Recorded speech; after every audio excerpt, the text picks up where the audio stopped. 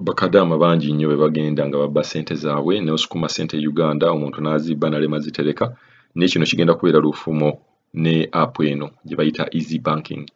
Easy Banking app omuntu yenna ayagala okubeera nga controllinga ssente ze ng'aziraba n'okubeera ng'asobola n'okutoolako ojja kugulawo account mu bank.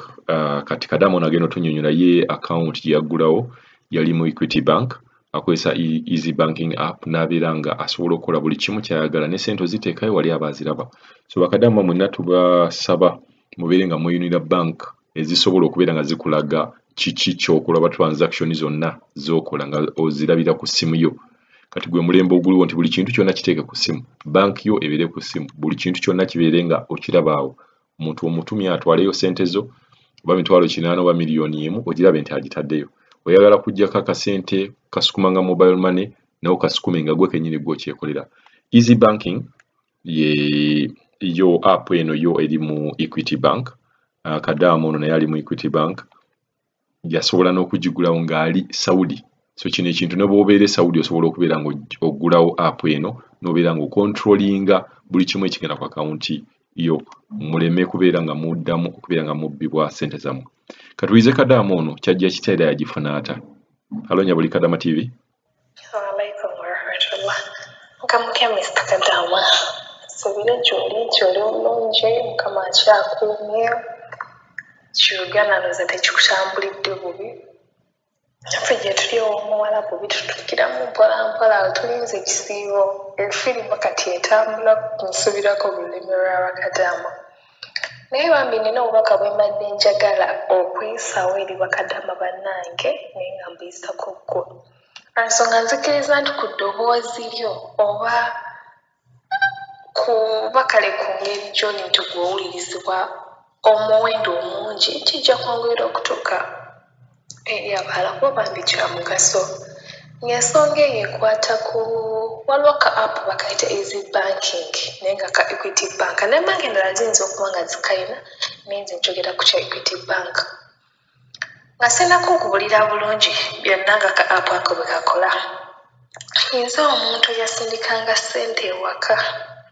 Mr. Kadaama neetuuka nga mpulira bintamye nga nkoye obukaba olw'okubba ssente zange.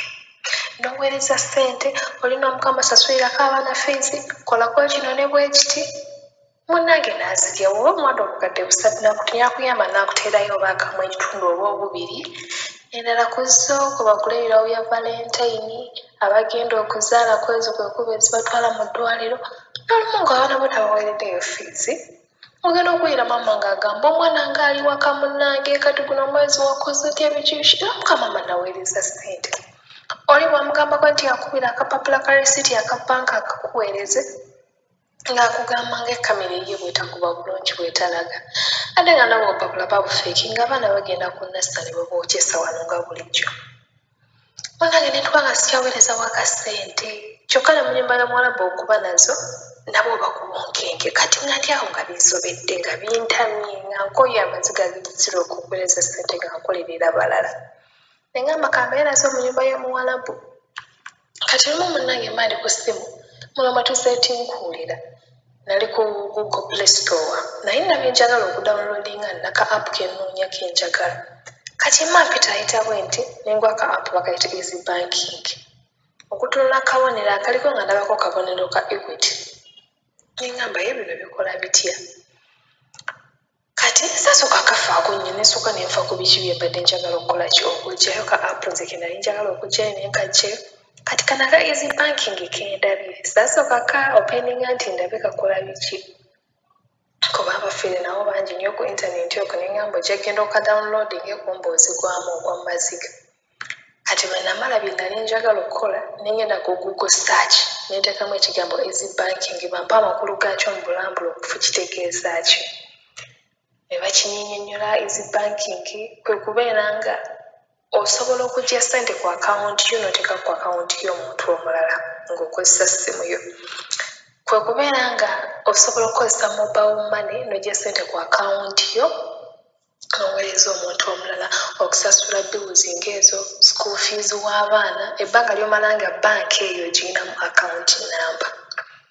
Ewe bamala okannambikira ne ŋŋamba kino kye bayita gudde ntuuse gye nali njagala okulaga nga nkomawo nzigyayo ka apu nga nzira eno ku Google Play Store. Kati ka apu ako baabuleeteranga bungi nga kuliko ekigambo easy banking, kuliko ez'ensi ez'enjawulo, Equity Bank naye mu nsi ez'enjawulo okugeza nga Kenya, Tanzania, kuba teri mu Uganda mwokka. Kati nze nga nkona kaaliko Uganda easy banking Uganda nga kainstallinga nga kajja mu apu z'essimu yange. Bwe kamala okujjamu nga nzija nkanoonya nga nkabikkula. Okitegeera jjukira kaba kamaze okudawuninga nga nkabikkula nga bansaba amannya gange ge nakozesaaho okuggulawo akawunti, kuba akawunti gye naggulawo nga nzija eno nagiggulawo mu Equity Bank. Naye saakifaako okudda ebyo byakubuuza easy banking biki, kuba baatugamba nga swift code biki swift code.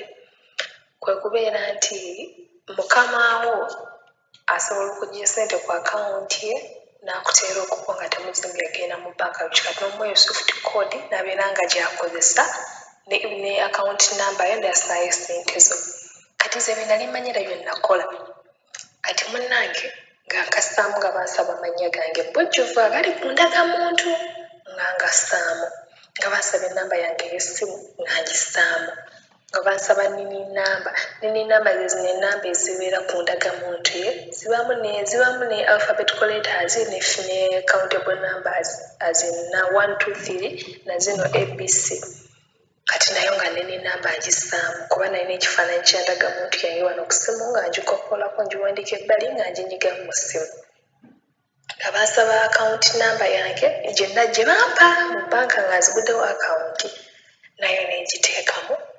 Kati ne wayita eddakiika ne bampeereza message azine okubeera nga processing ebirala kkoodi gye bakuwaye nono naye n'oginyigamu osobola okukola direct wati nebanga enamba eyo osobola okugendamu n'okola allow negendamu nga tosose byegikoppolola biki. Kati nga bagamba setting epini naye epini eyo olina okugisettinga nga osobola okugijjukira so si okumala gakyerabira nga nteekamu pini gye njagala nga bampa confirmation message nti mmaze okukola ki okubeegattako ku easy banking. Ekitegeeza mu kyo gisobola okuweereza ssente zange obwantu wemazaagadde nga sizzemu ebyo byakwekalakaasa nyamba bambi weereza maama ssente twala fiizi w'abaana ku ssomero okitegeere munaye nka apu nga kajja bansasula n'akasaala kange nkagezesa ndabe kakola katya. Kati nze waliwo namuweereza ssente saamugamba kugabira muntu yadde 10 n'ekimu ye namuganja ko bujja 200 gijjo ng'okumumalira obudde okgenda mu layini ya banka nga zonna azigyayo nga zisa ku akawunti nga nzijja ka apu kange kyentadde ku ssimu nteekamu mobile money. Kati ngolwo njagala kuweereza baana fiizi ku ssomero nteekamu nti njagala mobile money nga babindeetera nga bansaba ennamba yoyo omuntu gwe njagala okuweereza mobile money.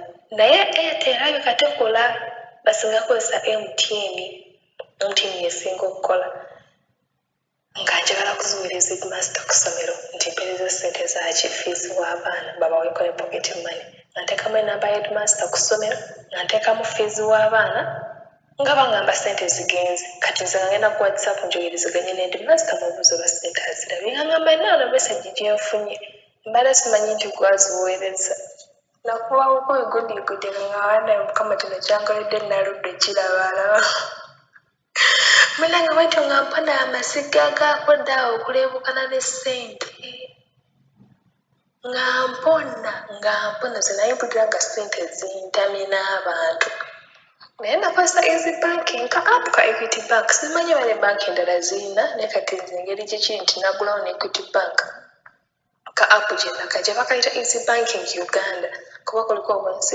enjawulo. Kati oba ogenda kozesa easy banking Uganda munange bwentyo obulamu nga bugonda oyinza okubeerayo abaana nabo abonaabona ogwa ssente maziga biki ebyo osobola okubaweereza message obubaka nabo batuukako neyeeyamba bw'atyo neyeeyamba. Kati nze sikyakaaba era oli bwemuweereza ssente nti owaaye nderaako ssente bweziti ne bwe yeebuzaabuza nze wano bajja kundeeta notification message nti bakutaddeko ssente ku akawunti yo obungi bwa ssente bweziti. bwe message sigifunye mwangu mpima obudde ne manya kati ono bw'abanga nti avudde mu bbanga nako nga connectinga ka wifi kange nga ngenda ku ka app nga nkakonamu nga nkabikula nga bangamba log in kitegeeza nti ntekemu gundi ekodi gye bampa pin namba eyo gye bampa ekitegeeza secret code gye bampa nga nkinyigamu era mu dakika lwaki sikaba kabikudde bwe kati nga bambuzi oyagala kebera balansi oyagala kusindika oyagala kukola ki ngendageza kukuweereza ekifaananyi nga bwe kafaanana ng'omuntu amaze okukabikola simanyi osobola okikozesa nga oweereza abaana obubaka ndageza kukuweereza ekifaananyi osobola nakyo oba gwe nga kuba nsina ngeri gye nsobola kukolamu vidiyo nina essimu emu nandibadde mbakubeera ka vidiyo nga bwe mbibikkula bwe mbibalaga nensooka nensiimulamu ke nnina nendownloadinga akalala nembalaga butya bwekikola naye simanyi oba kati kusobola okikola okusimya n'okawalaga oba ngenda gezaako wano okuweereza ebifaananyi onaabikwasaganya n'obabuulira nti kitambula bwekiti ne bwekiti